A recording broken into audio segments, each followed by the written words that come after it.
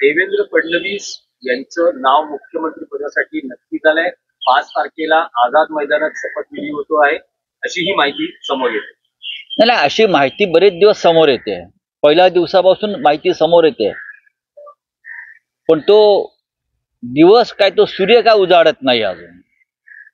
5 तारखेला अजून हा महिना संपायचा आहे, मला माहिती असेल.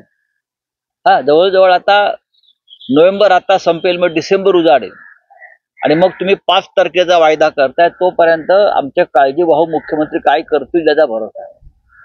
माझ्या माहितीप्रमाणे ते मनाने खचलेले आहेत, ते अस्वस्थ आहेत, त्यांचं मानसिक आणि शारीरिक स्वास्थ्य बिघडलेलं आहे.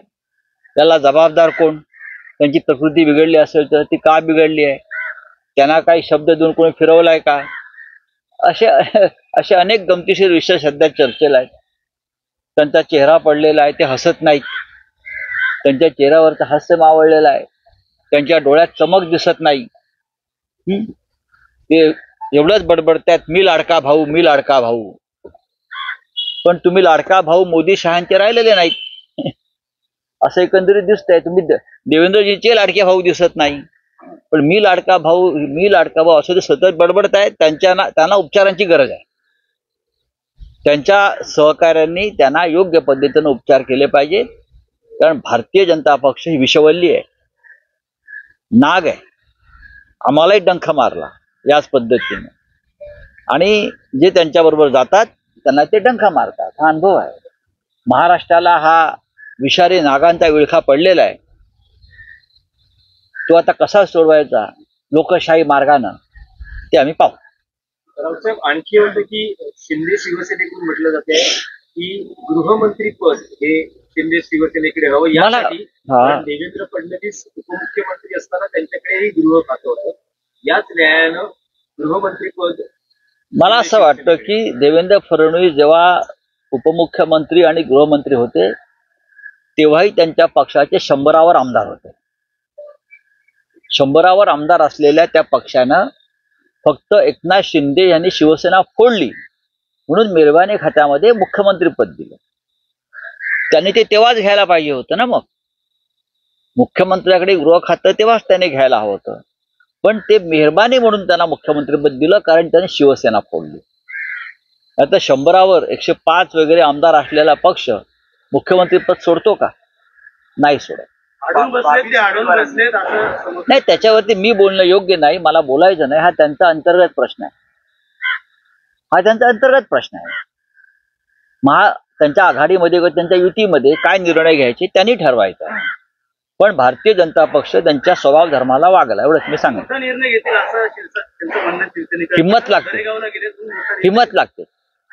मुळात ईडी सीबीआयचं भय ज्याच्या डोक्यात आहे तो कोणताही मोठा निर्णय घेऊ शकत नाही. बघा, महाराष्ट्राचे निकाल लागून 8 दिवसापेक्षा जास्त काळ झालेला आहे. मुळात जो निकाल लागला त्याच्याविषयी लोकांच्या मनामध्ये संशय आहे. लोक खुश नाही. कुठे तुम्हाला खुशीचं वातावरण दिसत नाही की एवढा मोठा विजय प्राप्त झालेला आहे.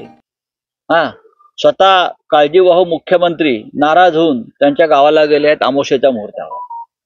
त्या अमावस्येचं काय महत्व आहे मला कळत नाही. त्यांच्या गावात कोणती देवी आहे? आणि देवेंद्र फडणवीस हे मुख्यमंत्री मुख्यमंत्री होत आहेत. महाराष्ट्र वाट बघतोय कधी घोषणा होते आहे, आणखीन कोणाचं नाव येत आहे मला माहित नाही. या राज्याच्या निकालांसंदर्भात देशभरामध्ये नव्हे तर जगातल्या अनेक भागामध्ये संशय व्यक्त केला जातो. 76 लाख मतं वाढली कशी? जसं सामना चित्रपटामध्ये एक डायलॉग आहे, मारुती कांबळेचं काय झालं काय? मारुती कांबळेचं काय झालं तसं या 76 लाख मतांचं काय झालं? कुठून आली 76 लाख मतं? 5 वाजल्यापासून 11:30 वाजेपर्यंत. त्याच पद्धतीनं हरियाणामध्ये 14 लाख मतं वाढली होती. हाच फॉर्म्युला. हरियाणाच्या निवडणुकीमध्ये अचानक 14 लाख मतं वाढली आणि महाराष्ट्राच्या निवडणुकीमध्ये 5 वाजल्यापासून पुढे 11:30 वाजेपर्यंत 76 लाख मतांचा हिशोब लागत नाही. ही 76 लाख मतं जी अचानक वाढली ही 76 लाख मतं ही जी महायुती नावाचा जो काय प्रकार आहे त्यांच्या विजयाचे शिल्पकार आहे. लाडकी बहीण अमुक तमुक त्यात काय तथ्य नाही. 76 लाख मतं कुठून आली? नाना पटोले यांचा प्रश्न आहे, तो आमचाही प्रश्न आहे.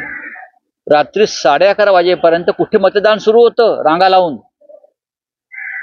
रात्री 11:30 वाजेपर्यंत जो आकडा दिला शेवटी, कुठे होतं मतदान चालू? दाखवा, निवडणूक आयोगानं दाखवावं की या भागामध्ये मतदान सुरू होतं. कोण करत होतं मतदान रात्री 11:30 वाजता? हरियाणामध्ये 14 लाख मतं वाढली आणि भारतीय जनता पक्षाचा विजय झाला. महाराष्ट्रात 76 लाख मतं वाढली आणि हे जे काय आहे प्रकरण महाविकास आघाडी त्यांचा पराभव झाला आणि महायुतीचा विजय झाला. हा विजय खरा नाही. बाबा आढाव आणि त्यांच्यासह असंख्य लोक आंदोलनामध्ये उतरलेले आहेत. हळूहळू महाराष्ट्र त्यात सहभागी होईल. या राज्यातली लोकशाही धोक्यात आहे. या राज्यातली समाज व्यवस्था धोक्यात आहे. या राज्यामधली निवडणूक यंत्रणा ही भ्रष्ट झालेली आहे. आणि 95 वर्षाचे बाबा आढाव हे पुण्यामध्ये गेल्या 2 दिवसापासून आत्मक्लेश आंदोलन करतायत. आज मला असं वाटतं माननीय शरद पवार साहेब त्यांना भेटायला चालले, इतरही नेते दिल्लीतून जातील. पण हे चित्र अत्यंत गंभीर आहे. महाराष्ट्राला कलंक लावणार आहे.